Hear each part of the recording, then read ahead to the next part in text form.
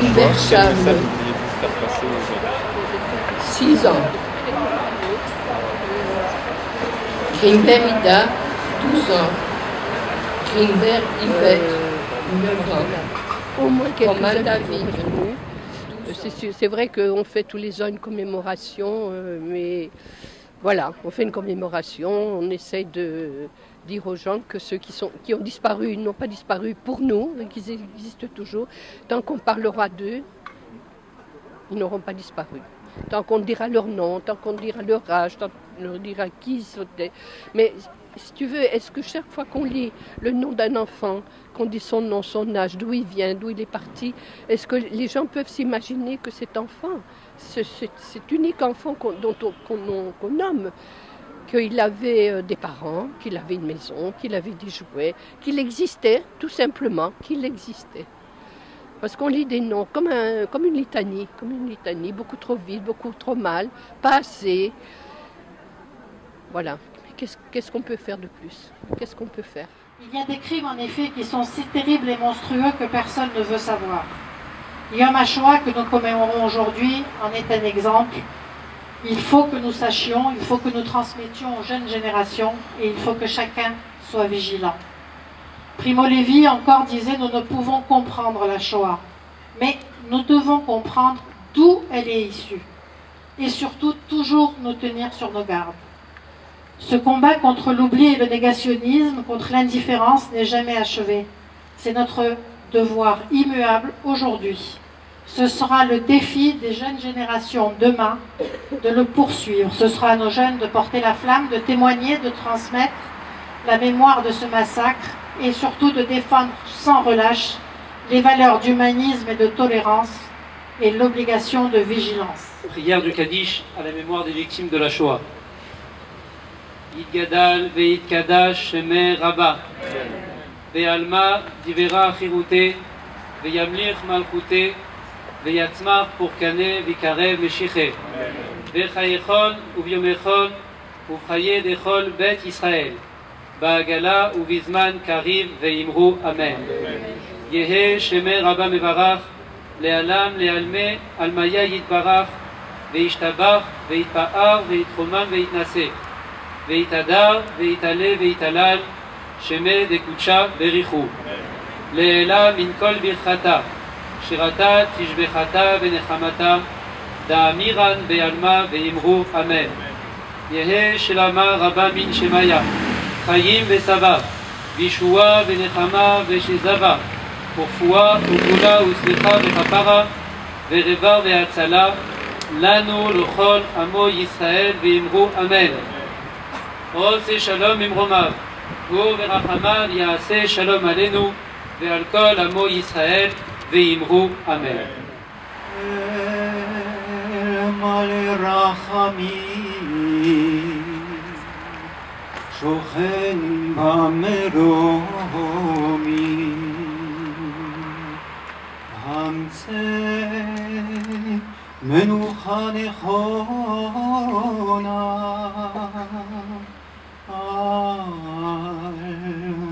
כנפי השכינה במעלת קדושים קדושים וטהורים כזוהר הרקיע מהירים ומזהירים את נשמת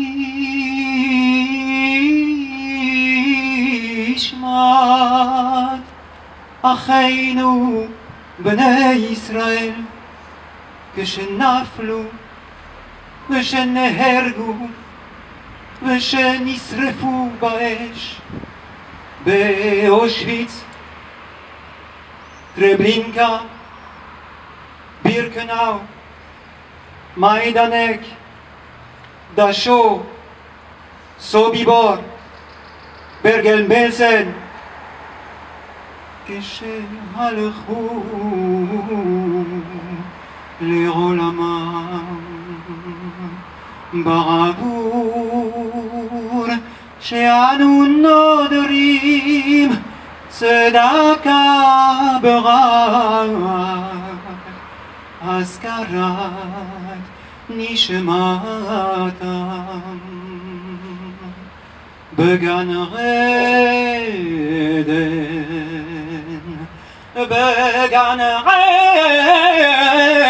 עדן תהיה מנוחתם לכן בעל הרחמים יסתירם בסתר כנפיו לעולמים ויצרור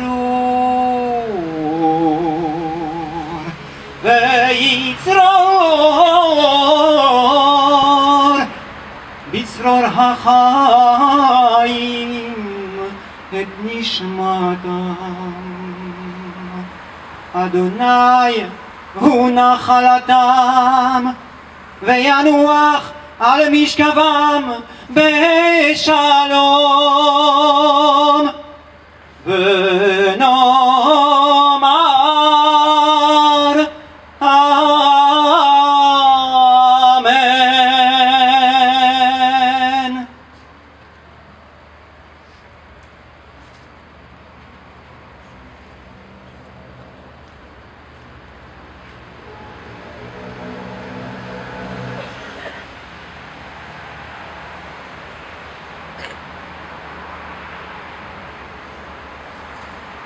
Lecture de texte par 6 collégiens volontaires.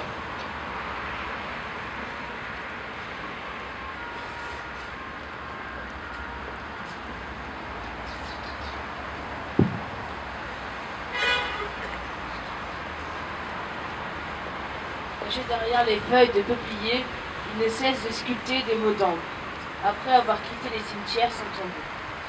Soudain, il arrête un rayon de soleil, tandis que le siècle s'achève, solitaire, au souffle haletant.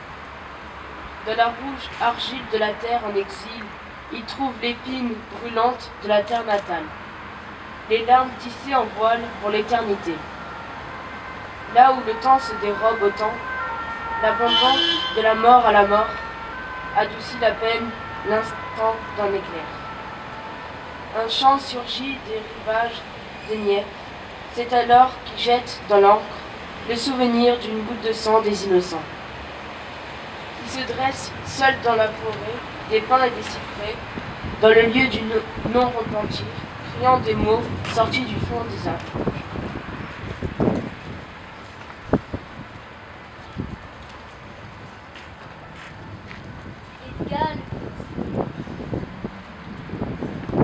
Idgal ve'etkadash emeraba, que le nom de l'Éternel soit glorifié et sanctifié. Récitez le Kaddish près de toutes les fosses communes, celles communes, celles retrouvées et celles oubliées. Récitez le Kaddish en regardant le ciel, là où des fosses n'ont pas été creusées, où les tombes ne sont pas à l'étroit. Idgadal ve'etkadash emeraba, que le nom de l'Éternel soit glorifié et sanctifié.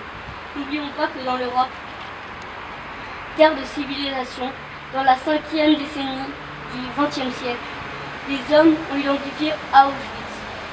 N'oublions pas que les auteurs de l'extermination d'un tiers du peuple juif font partie intégrante de l'espèce humaine.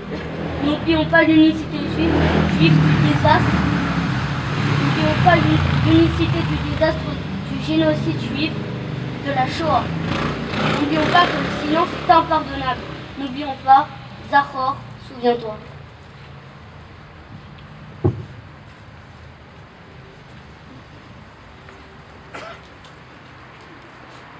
Alors, pour la première fois, nous nous apercevons que notre langue manque de mots pour exprimer cette insulte, la démolition d'un homme. En un instant, dans une intuition quasi prophétique, la réalité nous apparut. Nous avons touché le feu. Il est impossible d'aller plus loin. Il n'existe pas. Il n'est pas possible de concevoir conditions humaines plus misérables que la nôtre. Plus rien ne nous appartient. Ils nous ont pris nos vêtements, nos chaussures, et même nos cheveux. Si nous parlons, ils ne nous écouteront pas. Et même s'ils nous écoutaient, ils ne nous comprendraient pas. Ils nous enlèveront jusqu'à notre nom. Et si nous voulons le conserver, nous devrons trouver en nous la force nécessaire pour que derrière ce nom, quelque chose de nous, de ce que nous étions, subsiste. Nous savons en disant cela que nous serons difficilement compris, et il est bon qu'il en soit ainsi. Et que chacun considère en soi-même toute la valeur, toute la signification qui s'attache à la plus anodine de nos habitudes quotidiennes, aux 1000 petites choses qui nous appartiennent, et que même le plus humble des mendiants possède. Un mouchoir, une vieille lettre, la photographie d'un être cher. Ces choses-là font partie de nous, presque autant que les membres de notre corps. Et il n'est pas concevable en ce monde d'en être privé. Qu'aussitôt nous nous trouvions à les remplacer par d'autres objets, d'autres parties de nous-mêmes qui veillent sur nos souvenirs et les font revivre. On imagine maintenant un homme privé non seulement des êtres qu'il aime, mais de sa maison, de ses habitudes, de ses vêtements, de tout enfin, littéralement de tout ce qu'il possède. Ce sera un homme vide, réduit à la souffrance et au besoin, dénué de tout discernement, oublieux de toute dignité, car il n'est pas rare, quand on a tout perdu, de se perdre soi-même. Ce sera un homme dont on pourra décider de la vie ou de la mort le cœur léger, sans aucune considération d'entre nous, si ce n'est tout au plus le critère d'utilité. On comprendra alors le sens du terme camp d'extermination, ce que nous entendons par l'expression toucher le fond. Tu continues à témoigner dans les lycées et les collèges? Ah oui, oui, bien sûr. Là, je pars la semaine prochaine à Draguignan. Et après, je pars en Belgique. Après, je pars à Genève.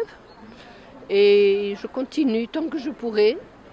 Combien de temps encore, je ne sais pas, hein, parce que voilà, il y a des petits problèmes. J'ai la grippe, je suis fatiguée, j'ai l'âge. Voilà, donc, malgré le fait que ce qui me fait confiance, c'est que tu sois là.